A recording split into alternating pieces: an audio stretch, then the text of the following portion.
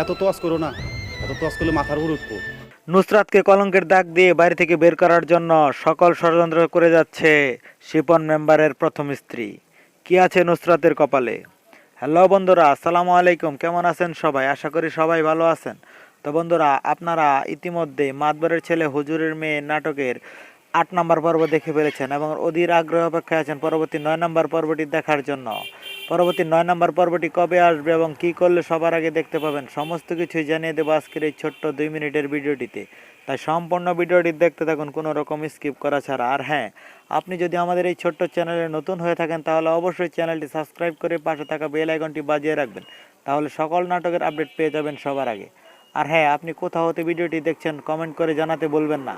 আমাদের আগামী ভিডিওতে আপনাদের নামগুলো কমেন্ট সহ পরে শোনানো হবে।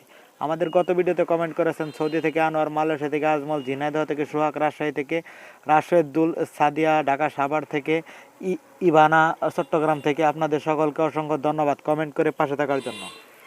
তো সুপ্রিয় ভিউয়ার্স, আপনারা কিন্তু দেখতে পেয়েছেন যেখানে আব্বাস জেল থেকে মুক্তি পেলেও নুসরাতের সাথে কিন্তু শিপন মেম্বারের বিয়ে হয়ে যায়।